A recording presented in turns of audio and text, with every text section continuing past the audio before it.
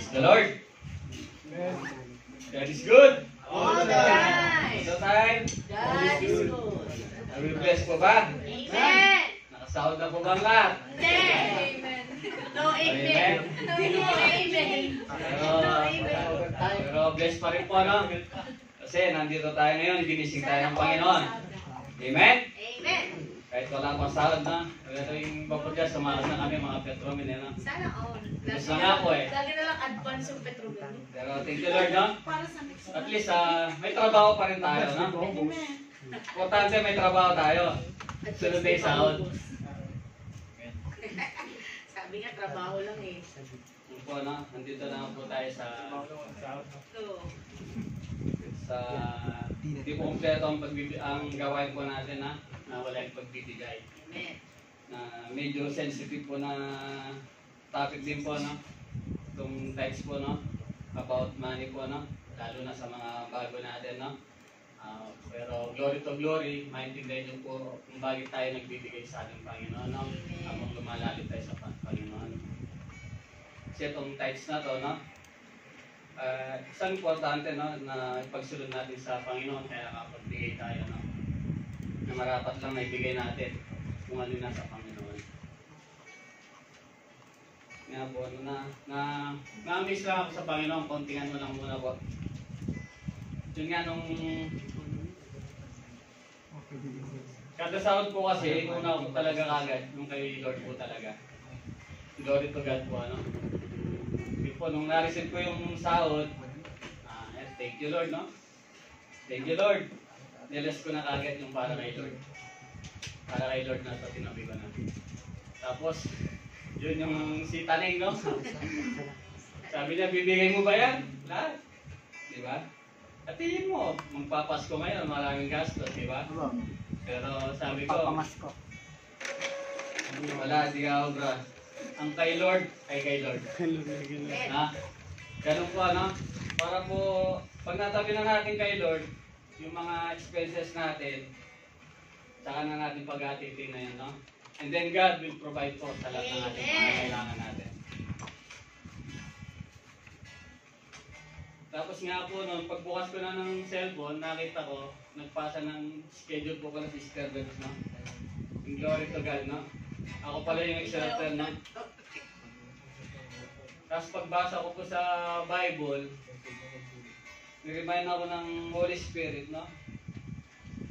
About consistent, no? Kasi nabasa ko nung nagbalikan na yung mga Levita sa Jerusalem para buuin na uli yung ano ng Panginoon, no?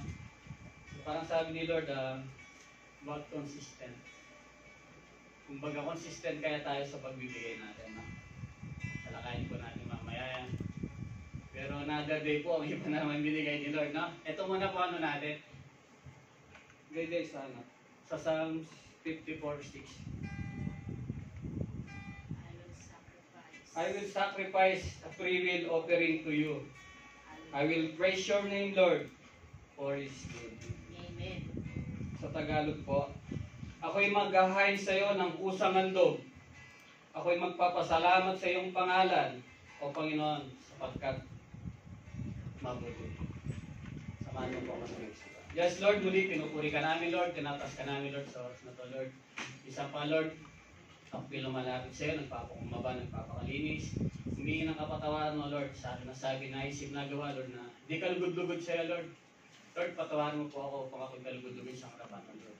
Lord, bisang pa, Lord, salamat, Lord. Muli, ginamit mo ang iyong lingkod, O Lord, upang magayag ng iyong salita. Lord, gamitin mo lamang po ako daluyan ng iyong banal na salita, O Lord. Lord, tinataas ko po ang bawat puso, Lord, ng mga kapatiran, O Lord. Saliksikin mo po ito, Lord, upang manahan, Lord, ang iyong salita. In Jesus' name we pray. Amen.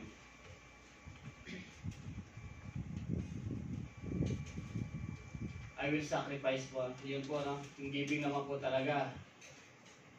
Sacrifice po, no? Pero ang pinaka-title po nito, tithing is a test. Amen po. Sa ating mga Christian po, no? Ang tithing po, is a test po. May isang paraan para makasunod tayo sa Panginoon, no? Paano tayo mag-obey? Paano natin pagkatiwala yung buhay natin sa Panginoon. Mahirap, no? Habang lumalakad tayo sa Panginoon kasi nandiyan yung mga pagsubok, no? Pero ito naman po nga pagbibigay kay Lord ay biblical po at nasusulat na dapat nating sundin. At yun nga po, no, yung mga tinatamasa natin mga blessing ay galing kay Lord lahat yan. Lahat ng resources na meron tayo ngayon, galing lahat kay Lord yan. Yung pera na yan, galing kay Lord. Pinagkatiwala lang sa atin. Kaya nga po dapat may wisdom tayo, no? Nagamitin yan for glory of the Lord. Amen po? Amen. May purpose po ang pagbibigay natin sa Panginoon, no? Siyempre, unang-una po, we honor God. Po, pinaparangalan po natin ng Panginoon, no? Dahil sa kabutihan niya sa ating mga buhay. Sa mga blessing na binibigay niya sa atin. Unang-una po, hindi naman po tayo nagbibigay sa church. Binibigay po natin yun para kay Lord po yun talaga. Kaya po sabi nga po, lagi ko sinasabi, no? Money is not issue. Diba? Sa puso po natin. Kung paano tayo magtiwala, no? Kung paano natin naranasan ang kabutihan ng Panginoon. Kaya nga po, ino-honor natin lagi ang Panginoon. Yung pangalawa po, we give what to value. Yan po. Binibigyan po natin, no? Yung kahalagahan. Di po ba? Sa mag-asawa, di ba? Binibigyan mo yan kasi pinapangalagaan mo. Yan po ba? Yung mga kaibigan natin, pinapangalagaan mo yan. Kaya minsan, tatawag ka, bro, liga dito. Dito tayo magtanghalian. Di ba? Praise God. Bakit? Kasi mahal mo yan eh. Pinapangalagaan mo yan. What else pa po? Itong church, pinapangalagaan natin. Kaya bigay din natin ang dapat sa Panginoon. Amen po ba? Lahat ng pinapangalagaan natin, lahat ng may value na natin sa buhay, ibigay natin. Ang para kay Lord, ibigay din natin. Amen po?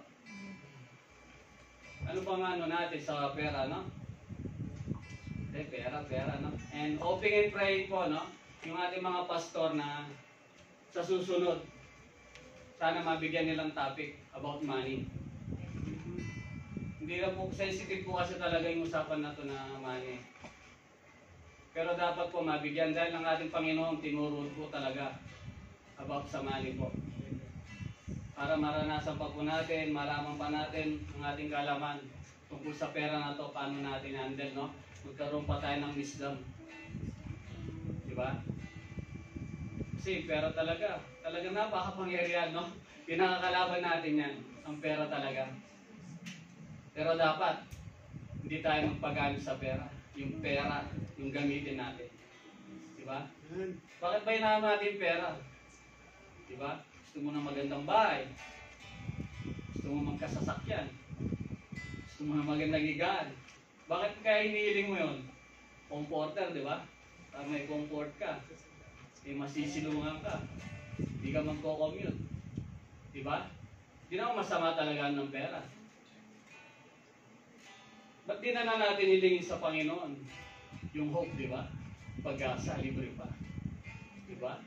Nanalangin lang tayo kay Lord. Maging tapat tayo sa Kanya. At alam naman natin pagkakalob ng Panginoon yan. Dahil lahat ng mga lingkod, mga anak niya, no? Kaya tayo po na mga dumaranas ngayon, no? Finances, no? Pagkatiwala natin kay Panginoon sa Lord. Bigay natin sa Kanya, maging consistent tayo. Ipagbibigay natin sa Panginoon. Kumbaga, hindi pa bago-bago, no? Yung praise God po, no? Yun po talaga na ng Panginoon, ano? Bago ka babigay mo sa Panginoon. Pag malit ang sahod mo, Lord, ito muna sa'yo. Di ba?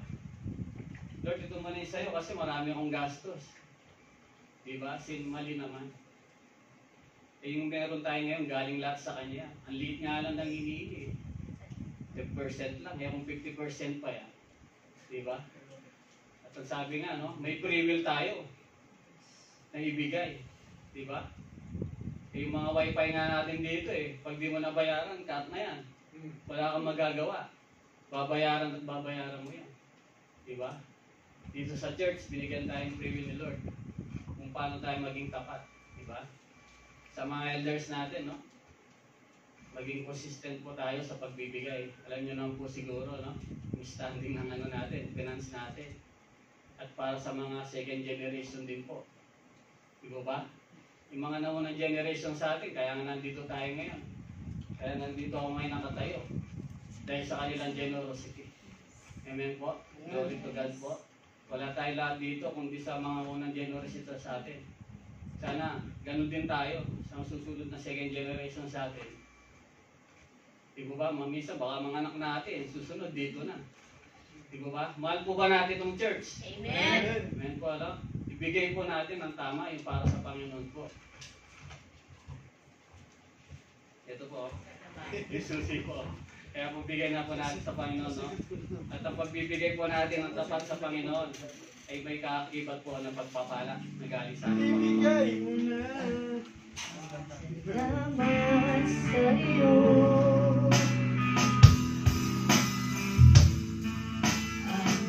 Malapit ka na kumalik.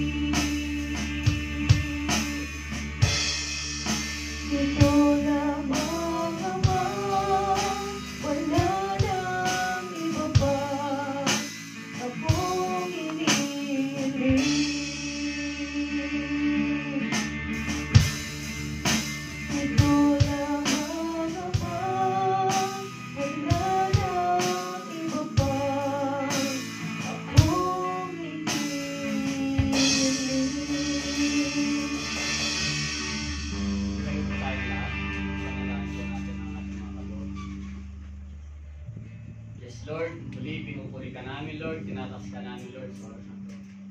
Isang pa, Lord, salamat, Lord, sa mga kaloob po namin na po, Lord. Lord, salamat, Lord, sa iyong dakilang pag-ibig, Lord. Lord, salamat, Lord, na hindi mo po kami pinagkukulang, O Lord. Sapat po, Lord, ang iyong pag-ibig sa amin, O Lord. Salamat, Lord, sa gitna ng mga pagsubok na dinadanas namin, O Lord. Nandiyan ka lagi sa amin, Lord. Upang gabayan kami, Lord. Bigyan kami ng kalakasan, O Lord. Upang magpatuloy, Lord, sa aming mga buhay, Lord. Salamat, Lord, sa iyong sacrifice, O Lord.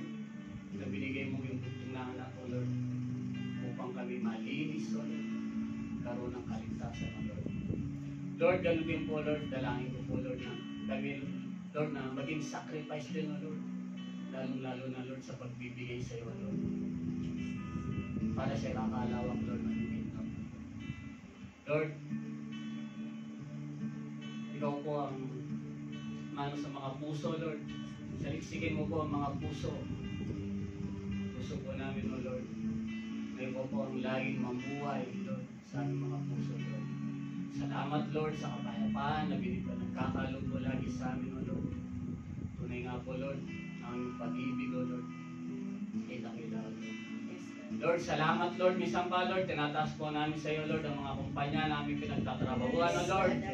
Salamat, O Lord, na itong mga kumpanya na to, Lord, ay naging daluyan ng pagpapala sa amin, O Lord, pati sa aming mga pamilya, Lord.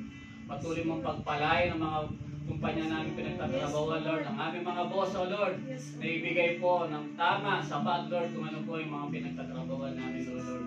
Salamat, O Lord. Ganun din po sa aming mga pamilya sa Pinas, Lord. Salamat, Lord, sa patuloy na pag-provide sa kanila, Lord, sa mga pangangailangan, Lord. Sa patuloy na pag-iingat, O Lord. Dalangin namin, Lord, na patuloy ikaw mamuhay sa kanilang mga puso, O Lord. Patuloy na ikaw ang maitaas ng kanilang mga puso, O Lord. Patuloy, Lord, na malaman, Lord, malakaran, Lord, ang iyong mga salita, Lord. Ganun din po, Lord, dito sa aming sambahan, O Lord. Patuloy, Lord, ng iyong salita, ay aming malakaran, O Lord. Patuloy ikaw ang aming itataas sa aming mga buhay, Lord. Kulang ang pasasalamat, Lord, sa mga pinagkakaloob mo sa amin, O Lord. Lord, matuto kami makontento, O Lord, kung anong meron kami ngayon, Lord. Pagkos, Lord, patuloy kami magpapasalamat sa iyo, Lord. Walang sawang pasasalamat, O Lord, sa mga biyayang pinagkakaloob mo sa amin, O Lord. Lord, maraming salamat po, Lord, sa ilamang pong pinakamataas na papuri, pasasalamat at pagsamba sa tayong pangalan mo, Ama. Amen. Amen.